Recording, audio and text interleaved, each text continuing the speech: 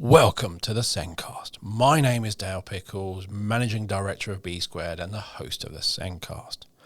As always, welcome to the Sencast, especially if this is your first one. And the aim of the Sencast is really simple. We want to help lots and lots of people, including myself, learn more about special educational needs and disability. And this week we discussed emotional-based school avoidance and how schools can support autistic pupils around this. My guest this week is Dr. Sue Sheppard, a senior educational psychologist with over 30 years of experience around autism. She has been a consultant to the Lorna Wing Centre for Autism, part of the National Autistic Society, since 1996, and was a close colleague of the late autism research pioneer, Dr. Lorna Wing. The Sencast is created and produced by us here at B Squared, and everyone knows we help schools to show the small sets of progress pupils with SEND make across a wide range of abilities and ages. But do you know about Autism Progress? This is our framework for helping profile a pupil's autism and how it impacts them. It is based on CERT and looks at communication, social interaction, emotional regulation, and flexible thinking. And Autism Progress also includes a wide range of strategies to help support the pupils. Visit the B Square website, as always, click on the meeting link in the show notes to book a meeting with me to take you through what Autism Progress can do for you. Now, let's get on with that podcast. My guest this week is Dr. Sue Sheppard, a senior educational psychologist with over 30 years of experience in autism. She has been a consultant to the Lorna Wing Centre for Autism, past the National Autistic Society, since 1996, and was a close colleague of the late autism research pioneer, Dr. Lorna Wing. Sue is Real Group's Specialist EP for Autism and also chairs the expert reference group for the whole school SEND units on autism and will be the lead content writer for the project. Welcome to the show, Sue. Thank you. It's great to be here. It's great to be back, you mean? It's because great to be back, yes. we already recorded this episode and the whole recording equipment, both sets of it, went completely wrong. So Sue has had to come back and re-record, and I hope we'll do justice. It was a great episode, and I look forward to recording it again. Now, before we dive in, I mentioned Lorna Wing in my introduction. For those who don't know about Lorna, who she is, what has her impact been on autism?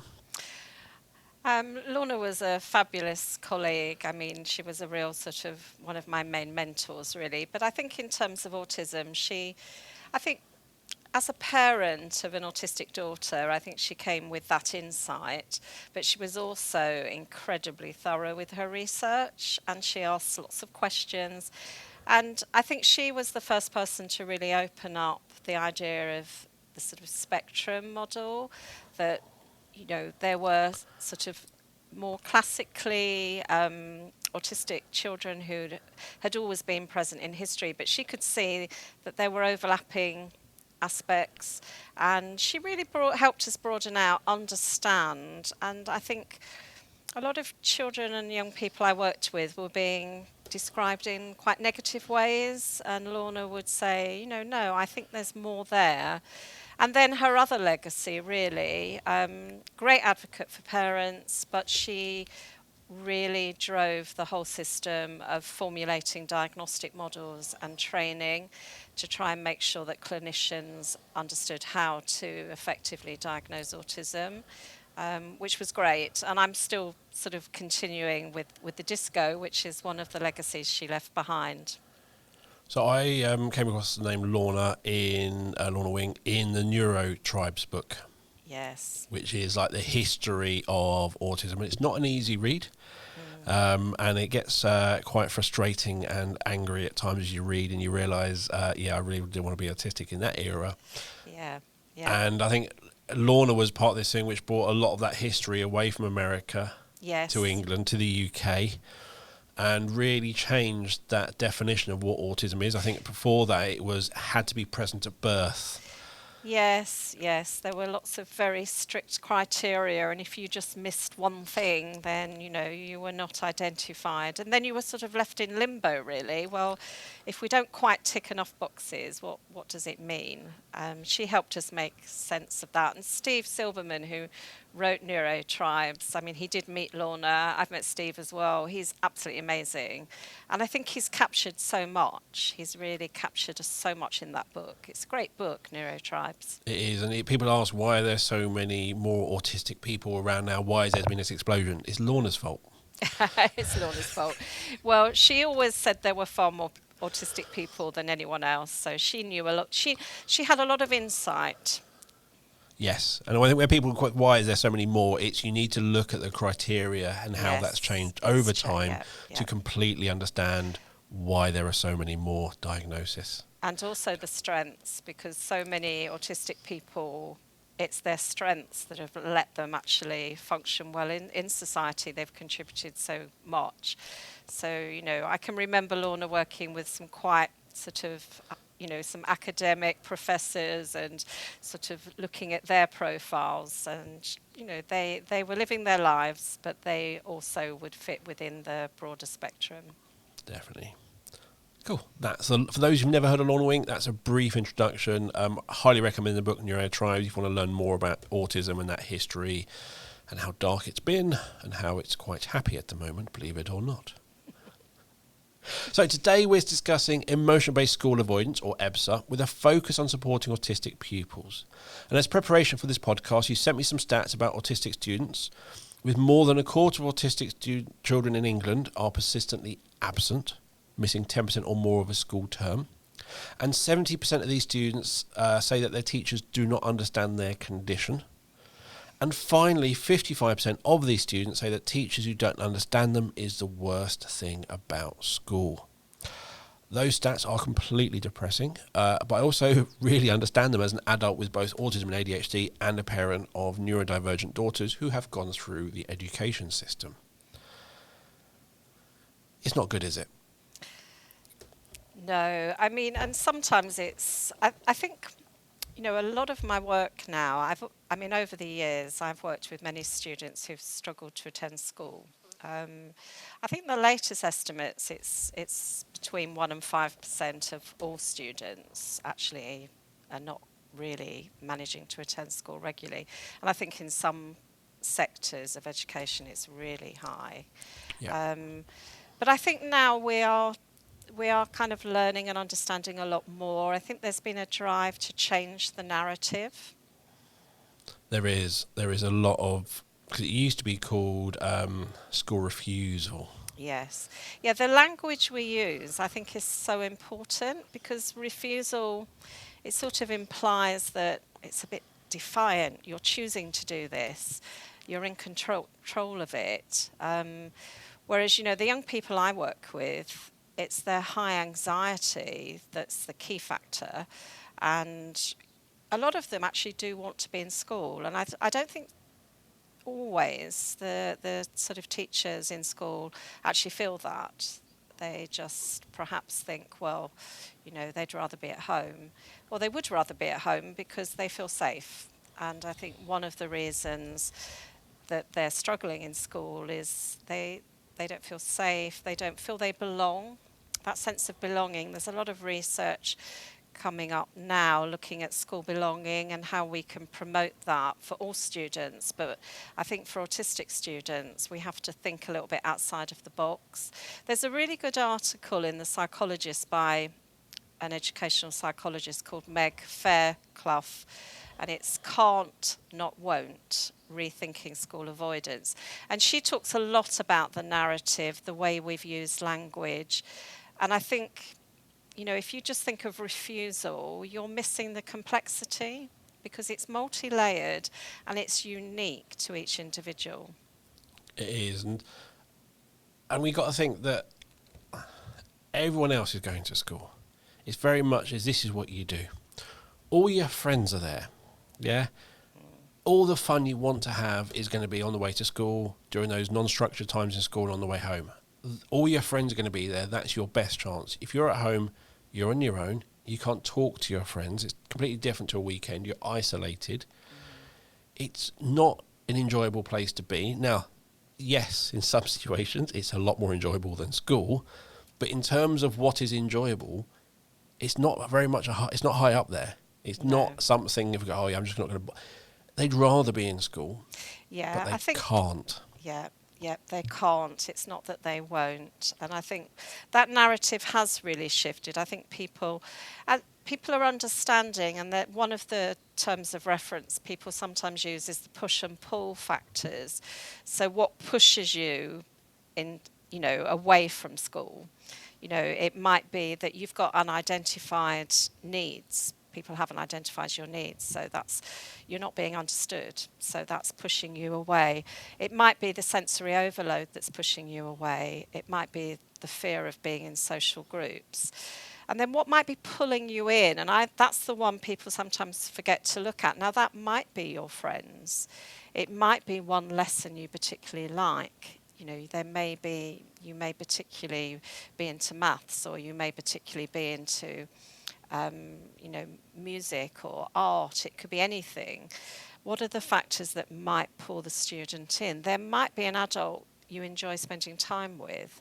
And then there's the push and pull factors at home as well. And we do have to look at those, because there may be things going on at home that are kind of, influencing whether the student wants to leave the home. Yeah, I know that if your parents are both at work, again, it makes being at home less. But if you are a young carer, Yes, exactly. Yeah. or you're not registered as a young carer, but you kind of have that responsibility at a low level, and you want to make sure your mum or your dad are all right, there's that reason to being at home. Yes. And it's interesting. I was with a student yesterday and talking to this student about, how they were feeling. They're now on the school holiday. So I've seen them in school, and it was a very distressing time. It was end of term. They weren't coping. There were all the end of school plays and sports days and all the things that just messed up the routine. And we were doing some work around how they felt about school, and already at the beginning of the summer holidays they were talking about the return. So even though they're actually now in their safe place, they're able to actually relax, they're already thinking about, it's going to be really hard, because when I go back I will have been away for about 6 weeks. I was in Tesco's this week, and all the local schools broke up. No, it was last week. All the schools kind of broke up end of the week before, or midway through last week. I think I was in Tesco's on Wednesday morning, and there was all the back to school. Yes, Like, all they've the had to have only reminders. just All the stopped. reminders, I know. And it was really, you thought, for this young person, what you want is for them now just to have a nice summer break, doing the things they enjoy. But it's very complex. I mean, the reasons we do, I think, as we build up, the research base, just the awareness raising, people are discussing it, schools are exploring training, which is really important. But we do have to be mindful that, each case is unique, and not assume that it is just about, it may be sensory overload, it could well be there's bullying going on, and the young person isn't able to communicate that to anybody. There might be a very clear reason for them not wanting to be in school. And that communication bit is really important. It's a two-step process. Yeah. One, communicating. B, being listened to. Being listened to. And if you are saying this is happening and you're not feeling listened to, then as you mentioned, that sense of belonging is going to disappear. Yes, absolutely. And it's so important for them to feel. And it's when I talk to the young people, they will identify the teachers or the adults in school who they feel do get them. But they sometimes don't feel believed.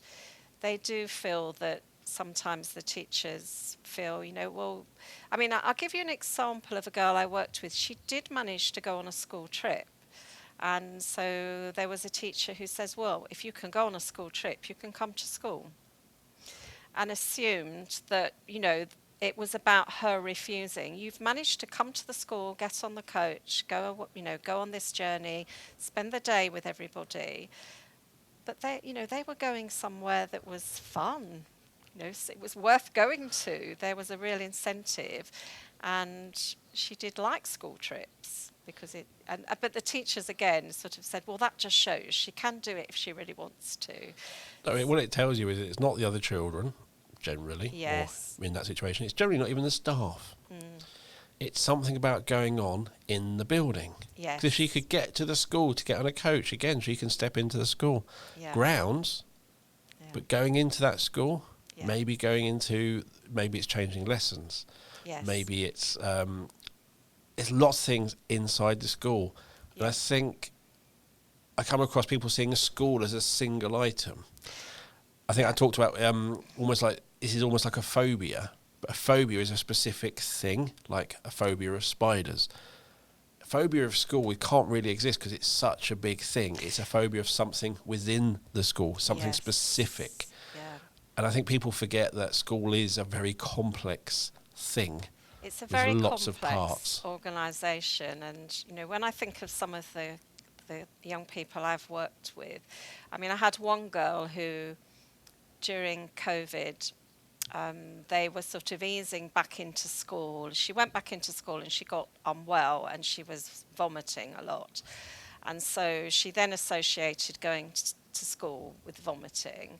And she also, after the pandemic, was very fearful of germs because people had been wearing masks and using hand wash and not touching. And for her, she was quite a young girl. She was at primary school. And for her, it was actually really quite scary to leave the house. And, she had all these fears. So for her, and it really did look very much more like a agoraphobic type presentation. And it required really intensive work. I worked with her for a long time. We did get her back to school, and it was an interesting intervention. I spent a lot of time with her, and it involved the use of roller skates, because she loved roller skates, and it was the only time she would leave the house because her garden was on slope. Well, it was sloped. You couldn't use the roller skates. You couldn't travel far in the house. So we decided it was worth trying the street. And it took a long time, but luckily her school was near. So we got further and further, and eventually we managed to get round near enough to the school and got her used to being in the vicinity. So it was a desensitisation programme, but we had the school on board, and eventually the school actually set up a little place for her roller skates to go when we finally got her back in. And it took a lot of work, but it worked. We got her back in. So you have to be creative, She wasn't very good at roller skates, so I could try and drag her a bit further each time because she was so focused on holding on to me that she kind of forgot she was getting a bit near to the school. And that's kind of what you want to happen. It is that thing of realising how far you've got and then going, and nothing happened. Exactly. And celebrating that. And, I can think of another student I've worked with where, the meetings I had with her were I did do home visits. I'm a great advocate for visiting young people in their homes. It really helps you understand them. But once I'd got to know her, I specified meetings would be in school, but they would be after the school day had finished. There were no other students around. It was quiet, and that worked. And then eventually we got one of her friends to actually stay after school as well. I think the thing that people talk about building resilience, building that grit, building all those sorts of things. That's something you build when you're in a positive place. Absolutely. So when you were getting close to each school, she was enjoying herself. She was roller skating. She was maybe not paying attention to where she was, and then realised and went, "Oh, that's all right." Yeah. Whereas if she's on the roller skates and she can't stop you, and you're just pulling her towards the school, yes, and she realises and doesn't want to go, she's going to be terrified. She's not going to be wanting that's it. Right. And just saying, although you're crying and you're really upset, look how far you've got. Yeah. That's not going to build anything. Yes, and we were having great celebrations of you haven't vomited.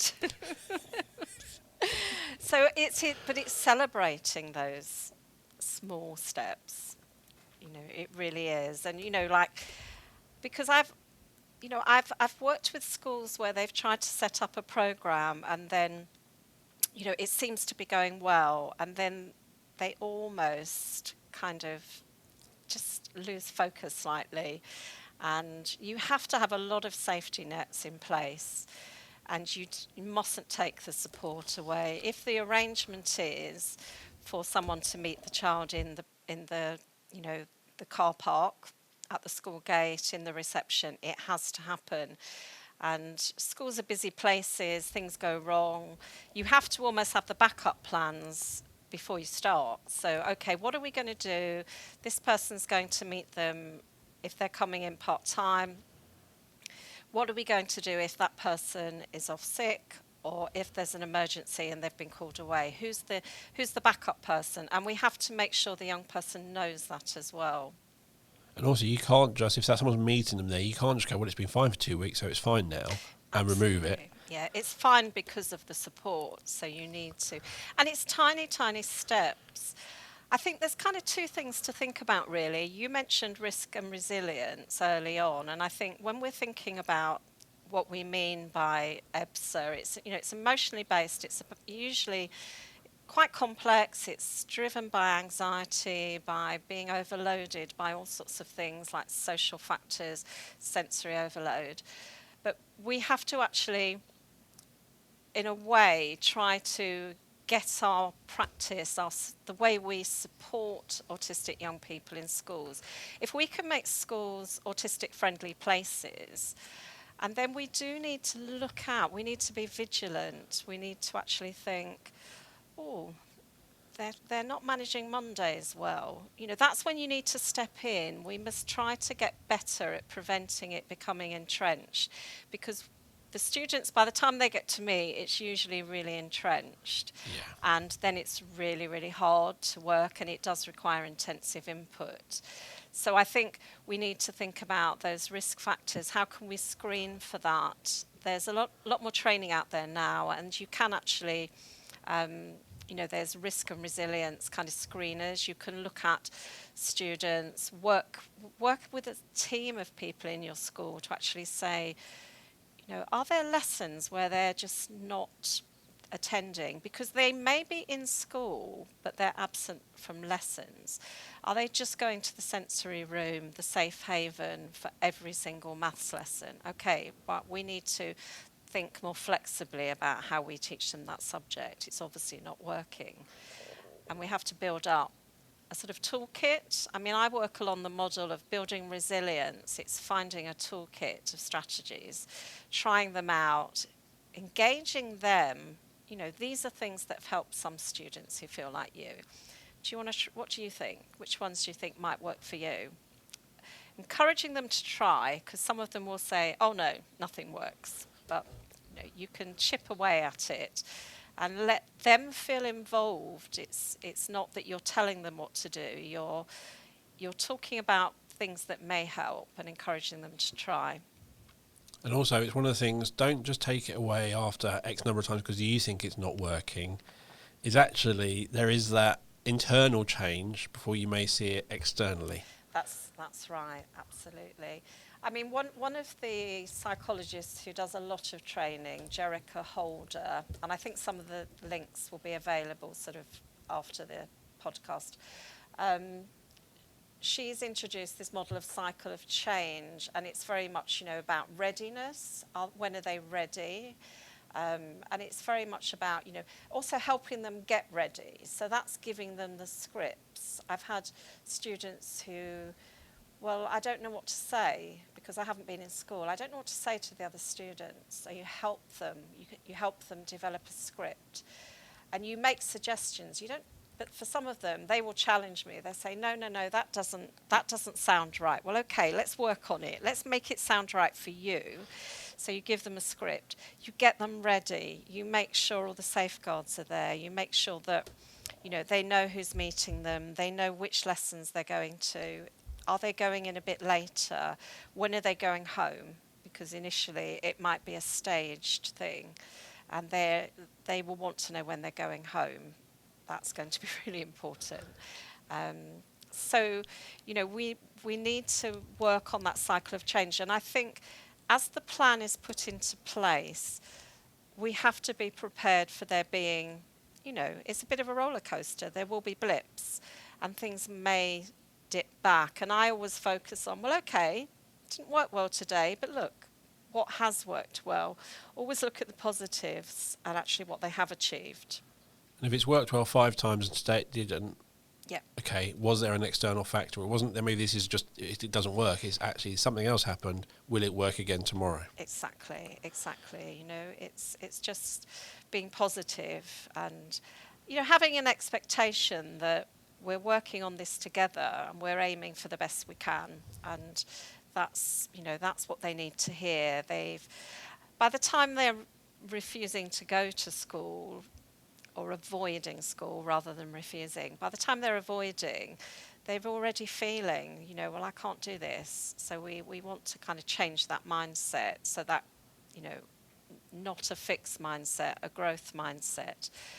And a lot of the older students I work with, I present those models to them. I work with them trying to understand, that it is possible. There are other young people who have experienced exactly the same and they have managed to go on and achieve. And maybe it's kind of meeting halfway sometimes. I've got some students who never get back to school full time, but they do get into school and they manage the lessons that feel relevant to them. Because sometimes school actually feels quite...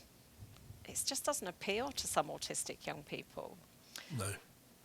They don't. They're not motivated. No. You mentioned making schools autism friendly, and I'd just like to really clarify to everyone: making a school autism friendly doesn't make it unfriendly to anyone else.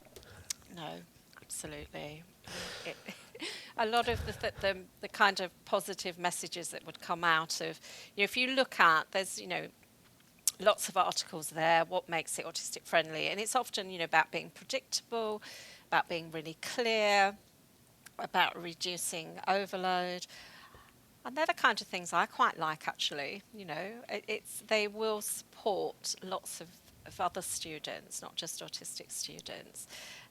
So I don't think any of the autism friendly approaches are going to be harmful to anybody else. Nope.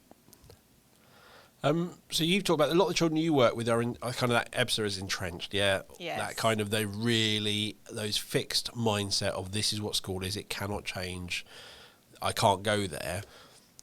And that is it's a sliding scale from them in school. Yes. And them feeling that school isn't for them. And it's a very big scale between those 2 points. Yes. And I think it's only when children stop attending...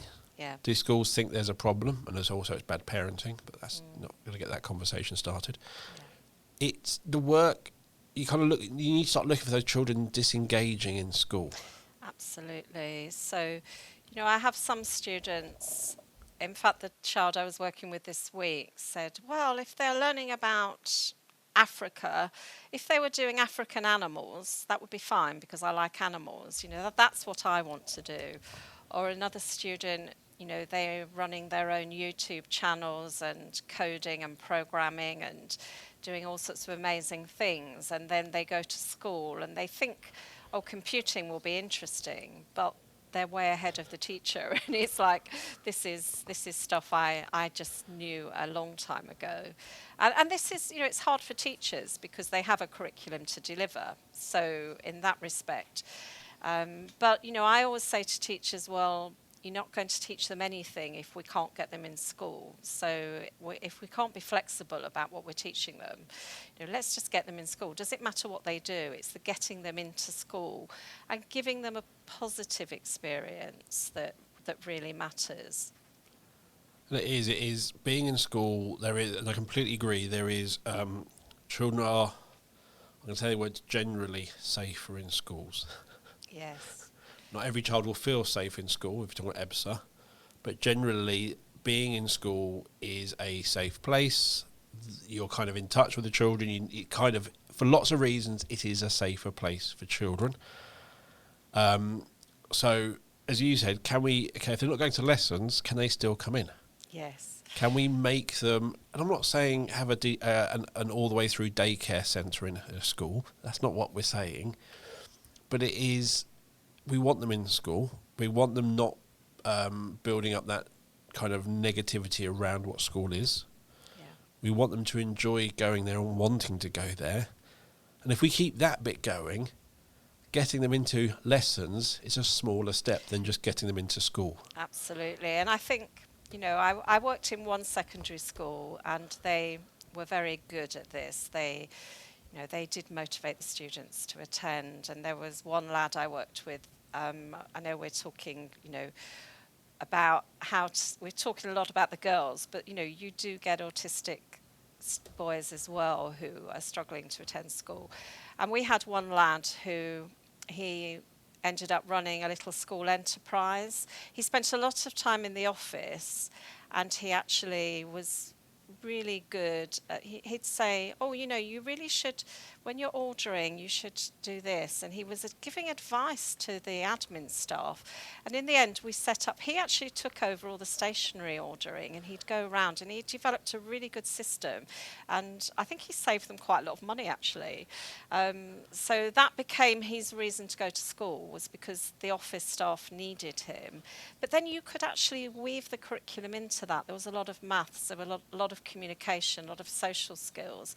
He had to go around to the department heads to check if they needed to order anything. And at the same school, they used to get a lot of the autistic students involved in the catering if they had visitors, so the hospitality side. So if there were visitors coming to the school, they had to go out, they were going to make a cake. They had to go out and buy the ingredients, they had to make the cake. They might do the meet and greet, they might serve them. And they would be in school on those days because they had a very clear reason. We had another girl who liked to hoover. She was quite useful as well. So we had to buy a new Dyson because she only liked Dysons. But it was worth it. So that got her in school. So, it can be anything really. And I think working out, this is why you really need to know the student. How to connect with that student is really key. And who connects with them? It might not be their class teacher. It it could be someone in the office. The school librarians are often amazing. They often know all the autistic students really well because that's where they hang out. They don't want to be on the playground. So I think that connection with key people is really key to getting them in. Is there someone they can just go and be with? Someone who gets them, someone who knows what they're interested in. That's so, so important. And I do worry. I mean, we're kind of with the current new government, looking at curriculum reviews. And I think a lot of the subjects that used to get young children and young people motivated in school, some of the creative subjects like the drama and the art and the music have just been diluted down and down and down. And some of those subjects were ones that really would motivate autistic students to be in school.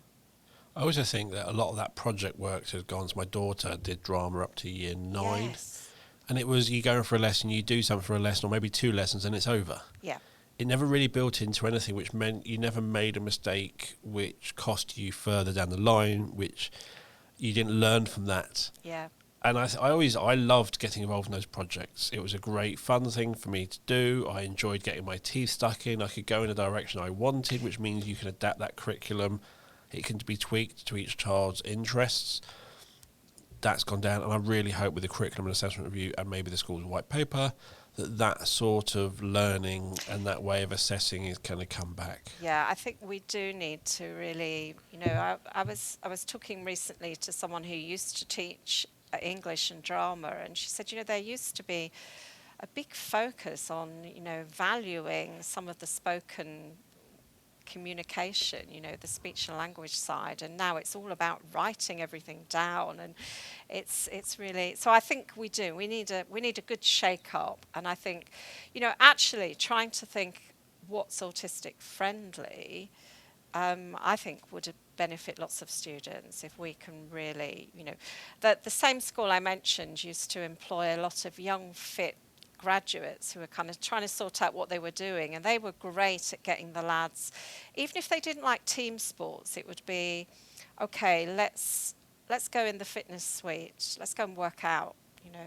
and so that day they'd think, oh yeah, we'll come in. It's giving them, and once you've got them back in school, or you've got them attending regularly, then you can start to build up the resilience. You can work out what's the toolkit they need, which are the priorities, and trying to find out. It is about really, it's kind of like being a bit of a detective, trying to get in there and working out.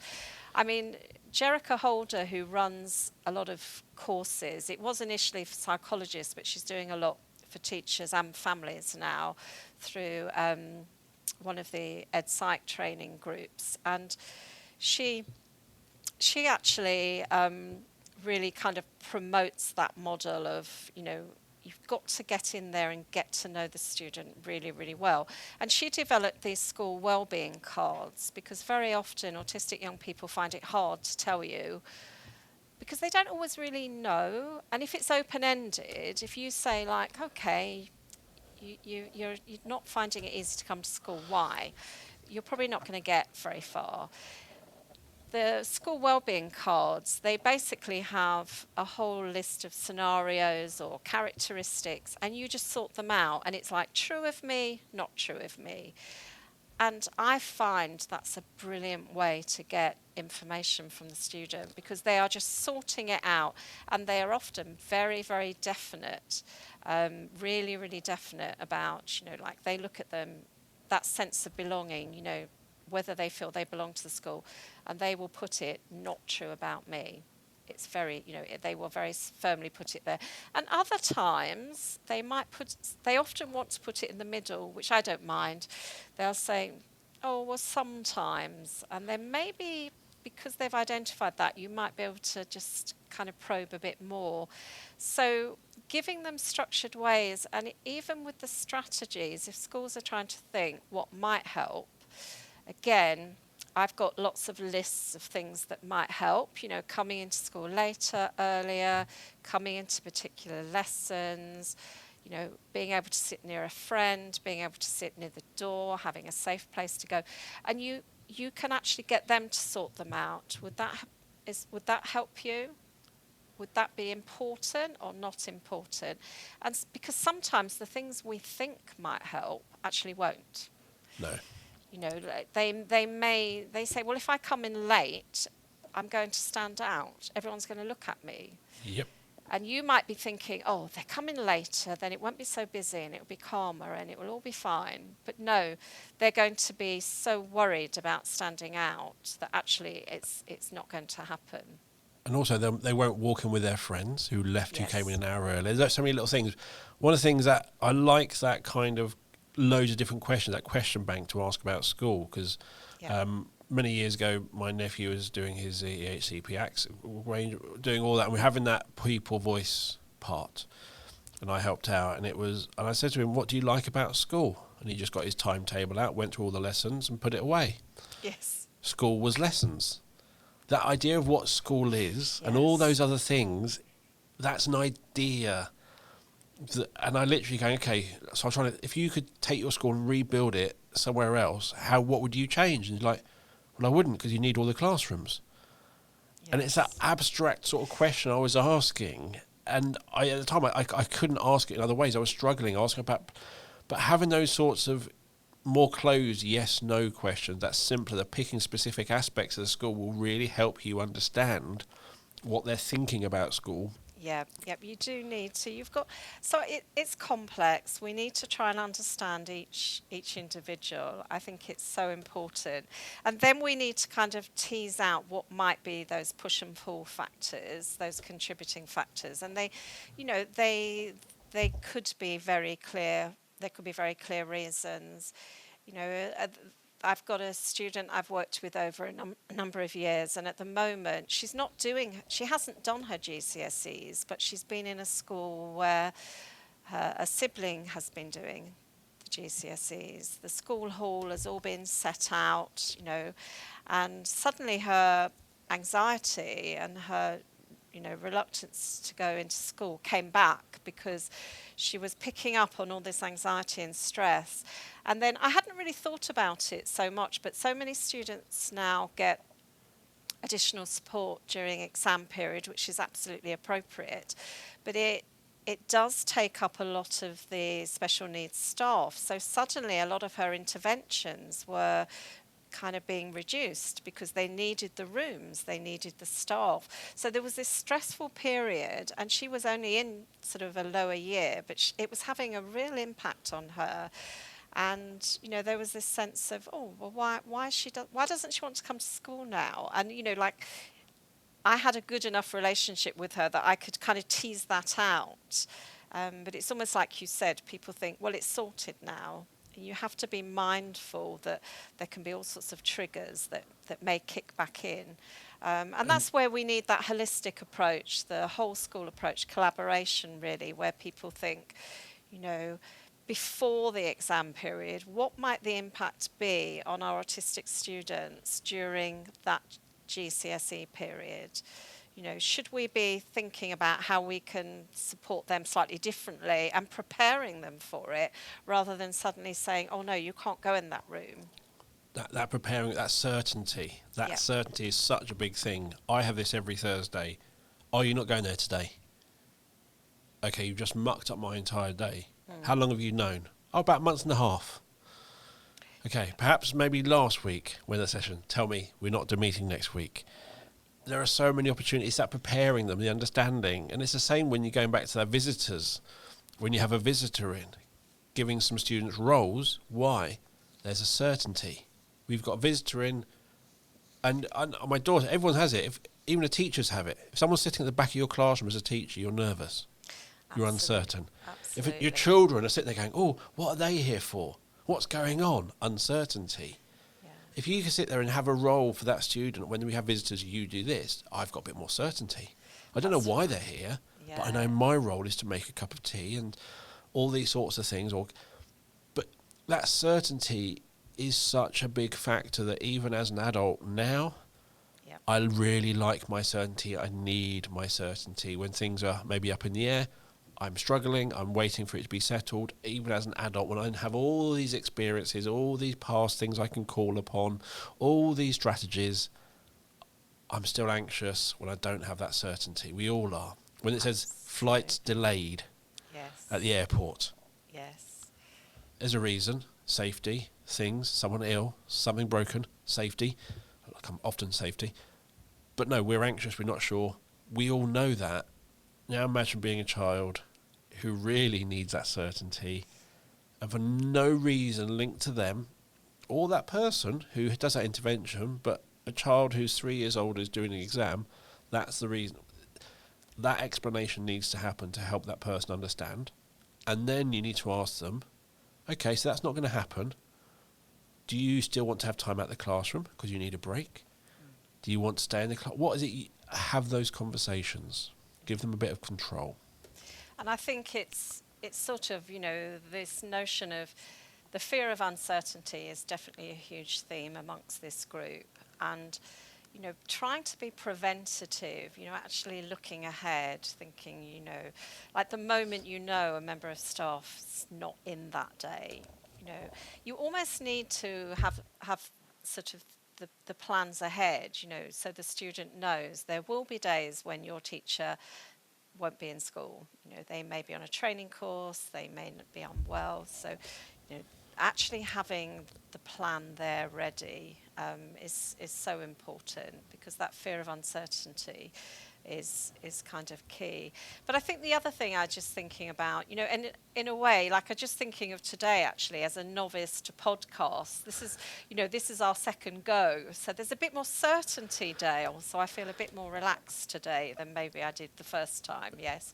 So it's so true of all of us. It was all of us, but for some of us, it's worse. It's much harder, much harder. My wife, if she was teaching, and she's like, "All right, we're going here," and I know as like teachers, it's teacher's responsibility to go do the recce, do all the risk assessments, and I completely get that. Makes so much sense. But if my wife was doing some training somewhere else and she had to get there, the weekend before we would drive there. Yes. Even if it's half an hour away, we would spend an hour of our weekend just driving there, me driving, so she could see there, check out where she could park. Is there a lot of parking? If that's full, where do I park? Cool. She's happy now. She'll happily drive there 2 days later. And I have to say, some of the families I've worked with have just amazed me because, use the parents, because the parents do know the children and the young people best. I've got families where they will, even though the young people really struggle to engage in school, if they're motivated perhaps to go on the school trip, the parents will take them in advance. They will prepare them. They'll, go along with them. I've got some young people, their anxiety about being away from home because they may be fearful of something terrible happening to a family member. That's one that comes up a lot. There can be issues around separation, and so the parents who book a hotel so they can go to wherever the school, whether it might be a residential trip, the young person might manage the structure, the timetable a bit, and then the parents actually are, they've booked a hotel room so they can still be with their safe adult overnight and then go back the next day. And, those kind of things can kind of make it work. It may not be, the ideal, but it's better than them not participating at all. You kind of go for the best you can and use the parents' knowledge of the child, because they'll know the kind of limits, they'll know how far you can push. Like with roller skating girl, we made a decision at one point. She was going into school, and sometimes you do have to do that.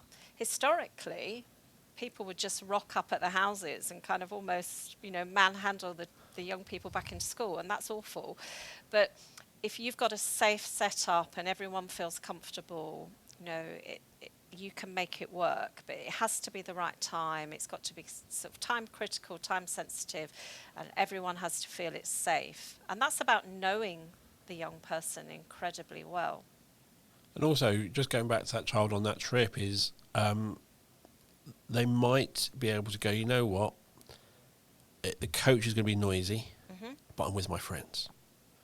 But we're going somewhere good. And they'll weigh it up. They will.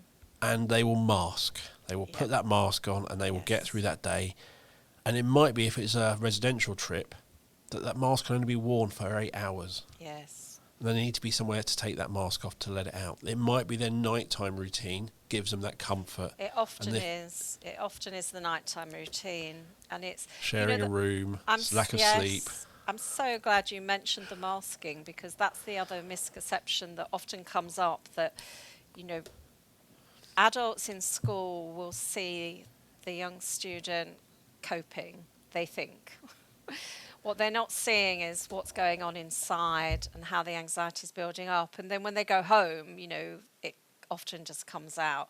Or, a good autism-friendly strategy is to have a safe place where they can just go and, just be themselves, just, get back to a kind of state where they feel happy, because it's that pressure cooker. It builds up, and but if they're internalizing it and masking it, it's exhausting, absolutely exhausting.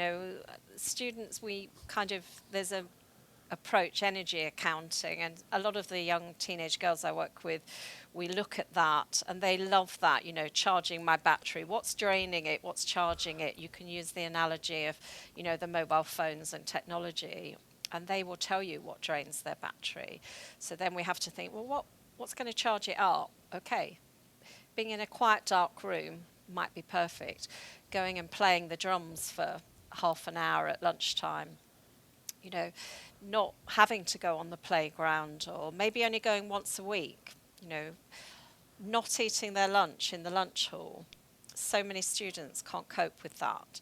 But if you give them somewhere else to eat, a quiet room, they may they maybe hate the sound of people eating. They've got hypersensitive hearing. There's all sorts of, and this is why you do need to try and delve and work out what all the triggers are. And it's complex. It's not easy. But, there is work we can do. And I think it's then about levels of intervention. You talked earlier about there's the entrenched patterns where it's built up over time. And there are some where if we're noticing they're absent certain days, they're using their timeout cards certain times, where are they spending their free time? What do they do at break time? Are they just in the library? Are they kind of, is it transition times? Have we even considered that they, maybe haven't had their learning needs identified? It's quite a few students I've worked with, when I actually assess them, they're not attaining, their attainments are low. And I actually do a profile, and they're amazingly bright. I was with a student yesterday and we were discovering his superpowers, and he now feels quite good because in school he can't read very well, he can't write very well, and his spelling is pretty low level, but he now feels, I'm doing that like a teenager. I'm only 8, but actually I'm really good at that. And so again, they're judged on attainments very often. And Judged on attainment using very specific things. It has to be written down in this style, written this way, within a certain time frame. All those restrictions is how that child is judged. Yes, absolutely. And there's a lot of restrictions, more than people realise. Yeah. One of the things you mentioned earlier, which I meant to talk about, and you kind of come back to it with those unstructured times, is not knowing how to join in, not knowing what to say. You mentioned about using scripts. Yes. And obviously I'm a very cool person. I'm really down with the kids and all that lot. I say the word skibbity and riz and all that stuff. Obviously I'm not. Yeah. And one of the things I've used with my daughter before is she wanted to write a letter to a friend saying the friendship isn't great, and and I said, right, I need some bullet points for positives, some bullet points for negatives, and we wrote it all out. And she was like, that's not how I'd say it. Absolutely. So I just grabbed it, stuck it in ChatGPT, and said, write this like a 13-year-old. Oh, amazing. And it just came like out. That? Did she like that version? She literally came back and she was like, I wouldn't use that word. And then she adapted it a bit further, but it was like 95% there. Yes. Write it like a 13-year-old, or write it. And it was just, that's the thing, we know as adults what to say. We know the things that work. Just we're not saying it in the correct way these days and all that lot or whatever. But using AI can help you find that middle ground. It's an interesting, that's going to, I think, be a shifting way of looking at some of our interventions. But, one of the schools I worked in where there are a fair number, I do work in a couple of girls' schools where there is definitely, they're smaller schools, parents have chosen these schools for a particular reason. And, I've just done workshops for students, as have the school, and just getting the girls together so they can talk about what's worked for them and giving each other advice. Because, as you said, sometimes we're just too far apart. We can kind of give them some tools, but they've got to fit to their actual specific context. They don't necessarily work. And emotional coaching is kind of used a lot in schools at the moment, but I think sometimes that can be done by peers as well. So I think if they've, they are quite good at helping each other as well. We do need different levels of support, and I think schools are getting better. There's a lot of training out there. I think, if you're a school thinking, you need to audit, you need to think, how are we meeting the needs of this group? Are we actually understanding them? If we're not, do we need some staff to actually go and do some training? Do we need some whole school training? Real Training, who I work for, we do a sort of master's program on autism. There's a couple of courses, and you can go on and do research, and it's very practical, linked to your school. It would be auditing your school. What are we doing well? What's developing? What haven't we started? Everyone's journey is evolving, and I think schools just need to be open. There's a lot of good training out there. There's a lot of free resources. I think there will be some shared from this podcast, but there's a lot of good material out there around, the EBSA. Lots of things you can do to sort of monitor if there's students you're kind of a little bit worried about, because we don't want it to become entrenched. So it's about whole school positive, empowering approaches, but it's also about, I'm a bit worried about these students. It's going a little bit, there's things that are just alerting me. Could you have systems in place that actually help you then think, well, maybe we could do some workshop activities. Maybe we can put some different interventions in place. That preventative approach is really key. One of the things you talked about getting the girls together made me think of one of the challenges my daughter had. So she's autistic and she's learning about herself. So she got her diagnosis in year 10 and she's learning her rules, and I'm learning her rules. She doesn't always know she's got a rule, and sometimes we have to help see that she has a rule. And she's sort of going, But then when you get her friends together, they're all learning their rules. Yes. And they're different each day because the hormones are going off. That's right. And I know that if you have a problem with someone you work with, you're a pretty fixed person. We generally are quite, unless there's relationship issues going on, generally we are quite fixed people. We've learned how we are, we've learned all our strategies, and we continue through life. And if you're having an issue with a colleague, they're going to be pretty fixed. So it means that if you work a strategy, it will generally work. Yeah. In secondary, when you're having that fallout between two girls, they're all both finding their rules. The other person's finding their rules. They're both getting it wrong. It's not so simple as this is a strategy you need to do. Let's get on with it. That might work for a few days. Yeah. And I think, I think I've mentioned a few times this idea of journeys and narratives. I think very often when I come into the entrenched school avoidant kind of cases, when I actually sit and talk to the parents particularly, and then as I get to know the students, it's not a new thing. It has always been there. And I think it is about thinking, well, when was it good? And also, were there things that they've tried that haven't helped? Now, sometimes it might be because they weren't ready, and sometimes it might just be because it's too much attention on them. They can come in a bit later when it's quiet, and no, that's making them stand out. They don't want that. So what hasn't worked is just as important as what has worked, and you do need to look at that whole journey and that cycle of change when they're ready, what they can manage. Because I think with some of the really entrenched cases I've worked with, they actually, and Jerica Holder with her work, it's very much they get to a stage where they need recovery time.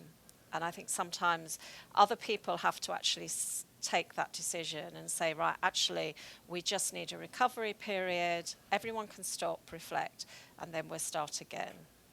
And I think, that for some young people, that's really important because their mental well-being can be so compromised. If they're ready and they are willing to try, then just involve them in the plan as much as you can. What will help? Try to find out from them. And as I said, don't expect them to just tell you that in an open-ended conversation. You have to be creative about how you find out. Like parents will often say to me, well, I only ask them about things on a car journey because, that's a time when they're not looking at you and they may actually talk. You have to find what works for them. Definitely. And one thing interesting you said there was with EBSA, it's like they're not attending a school. That wasn't a blip. That wasn't a one event that made that happen. Absolutely. It's been a downward trajectory for a long time. Things have been getting worse. Changes haven't happened. And then it's that straw which broke the camel's back. Yeah, it's that last little bit. That's not a big bit that happened. It was a small bit There are much other things happening. Might be when they started secondary school, it started going wrong. It might be when they went into that year group, it started going wrong. It might be when they moved. There are lots of reasons when it started. And obviously when it becomes that can't cope with it, it's one final thing. You've got to look back much further than you realise. Yes, you have. You've really got to understand each individual and connect and really try and get as much insight into that journey as you can. Because I think if you understand the journey, then you know what the challenges have been. Then you can begin to actually start to think, well, let's work on those barriers. Let's try and get rid of some of them. We might not be able to get rid of all of them because of the systems that we're in, but if we can get rid of some of them, that might help. It's important to just try and get some more kind of pull factors into school. The things that are pushing them away are the ones we want to kind of try and sort out. We need those pull factors. Get them into school for whatever's going to make them feel good. If I worked with one teacher who worked with a student at home, and we did get her back into school, but she loved art and craft, so it was a matter of off they went to Hobbycraft or wherever. There are other places, of course, and they bought everything they needed, and then she went into school. She'd prepared the craft activity, and some of her peers came and joined her. So she went to school with a purpose, with a reason. She was with students she liked, and then you gradually get them into a lesson that they like. It's a very gradual thing if they have become entrenched. But let's try and get in earlier so it doesn't get to that stage. I think that's the message really, that we need to get in as early as we can. Look for those risk factors. I love my analogies. And if we think of EBSA as you twisting your ankle, you're spraining your ankle, soft tissue damage worse than a break. Yes. Doesn't show up on an X-ray. It's swollen. If you keep trying to run, yep. I'm obviously an avid runner. If you keep trying to run on an ankle, you're just going to do it worse. Yeah. And then it's not going to go well. What you need to do is have a rest. Absolutely. Let it go down. You might have physio, which is that extra bit of support, who's helping you work out when's a good time to start taking it back up again. That's right, that readiness. And it's that readiness, I think. And if you think about EBSA as that child refusing to come into school or can't come into school, rather than turning it into a battle, which is making it worse, kind of respect it and go, okay, cool, let's revisit in a couple of weeks and see where we are. Yeah. What you don't want to do is they've left school because they cannot cope. And what you can do by trying to get them in really quickly and forcefully is you're basically putting an even bigger barrier between them getting back into school. It becomes so much more entrenched. And you can communicate. I mean, some of the good practice I've seen in schools, and there is a lot of good practice. I mean, I know sometimes we hear of cases where things, are not working well, but there is some really good work out there. Teachers who will, they'll go on the Zoom, the video contact, they will touch base with the students. Just because they're not in school doesn't mean you can't communicate with them. They come in and see you after school, you're communicating with the parents, maybe someone from school does a home visit, because if they're out of school and there's no contact, then that sense of belonging is just going to disappear. Yeah, it's got to be welcoming. And I'm going to wrap it up there. Thank you. And thank you again. Yes. I think it's been interesting to repeat it. I'm sure we've talked about lots of similar things. I think we went slightly differently, but we did cover everything. We covered before. Looking at the notes you sent me, I think we've covered it before. We've covered it, again, differently but the same. It's the same with autism. No one person with autism is the same. If we recorded this 3 more times, it would never be the same. Absolutely. It's just the same. So you give me loads of links. So you give me links to real training. I've put in the Neurotribes book as a link. You've given me a blog on EBSA, EBSA toolkit, EBSA flowchart. So loads of stuff there. There's lots of stuff for schools. If you feel this is new to you and it's an area you need to develop, there is some really good material out there. Lots of local authorities are giving out toolkits. So there's lots of training you can do. So, just go for it.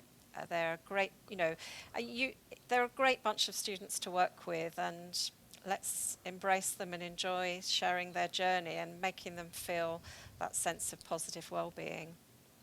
That positiveness is what it's all about. Not trying to get those attendance numbers up, it's supporting the children, and the attendance numbers will follow.